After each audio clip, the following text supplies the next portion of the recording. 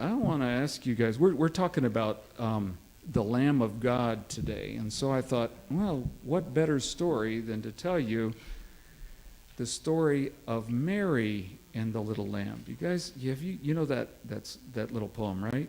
Mary had a little lamb. Its fleece was white as snow. And everywhere that Mary went, the lamb was sure to go.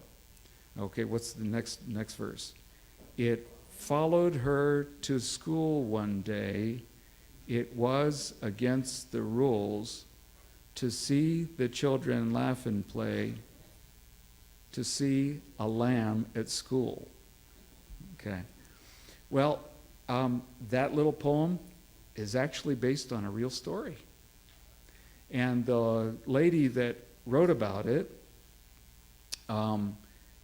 there's more to the story than that. It's not just that she had a little pet lamb, but that little lamb was an orphan. For some reason, its mama didn't want it. Now that's pretty odd, because you don't usually have mothers reject the lamb. Maybe it was a little too small or something. Sometimes when they're runts, they get kind of pushed away. But for whatever reason, the little lamb didn't have a mommy.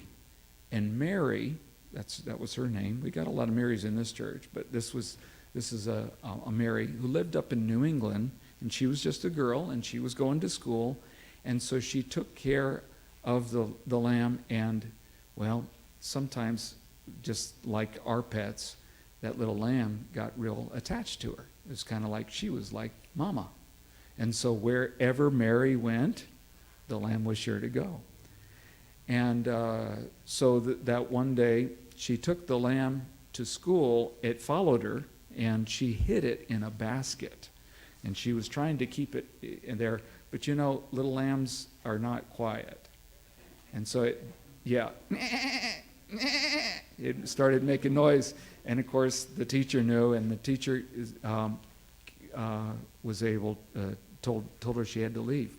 And so she had to go home, not just kick the lamb out. But they put the lamb outside, and the lamb just waited outside until Mary came out. So she was very attached to that lamb. And it just tells you the close connection between them.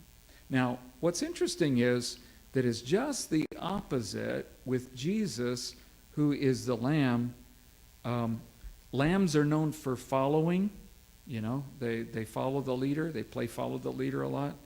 And that's how a shepherd can lead the sheep. You know, the shepherd doesn't go back, behind the sheep and drive the sheep. The shepherd walks out in front of the sheep, and they all just kind of follow behind him and just follow him wherever he goes. Oh, isn't that cute? Yeah, she got cute. Yeah, and so the lambs usually follow the shepherd, but in the Bible it says that Jesus is the lamb, and for different reasons. Why would Jesus be called a lamb? Any ideas why Jesus would be a lamb?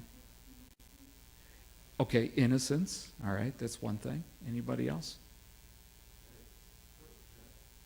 Oh, well, because the lamb was the sacrificial animal, and Jesus died for us. Okay, that's another reason. Yeah. And in the passage in Isaiah, it says that when Jesus was going to be crucified, that he would not open his mouth. As a lamb brought before the slaughter, he opened not his mouth. And that was what he was supposed to do when he was brought before. And that would be the hardest thing, I think, to do. Somebody accusing you of things that are false, that are wrong, and condemning you, and just standing there and not answering back. I think I would probably, even if I were afraid, I would probably say, and try to defend myself. I think that's what I'd want to do. But Jesus didn't. Not because he because he was guilty and he stood there, but because he was innocent. And Jesus died for us as the Lamb so that we don't have to die. He loved us that much. And now the book of Revelation says that in the end of time there's a special group of people who will follow the Lamb wherever he goes. So it's going to be a little twist in the story. Do you want to follow the Lamb? Be like Jesus? Yeah. Yeah. Well, let's remember that as we think about the Lamb today. And now it's time for us to take up the offering for the Pathfinders. So if you'll take your baskets and go on back there.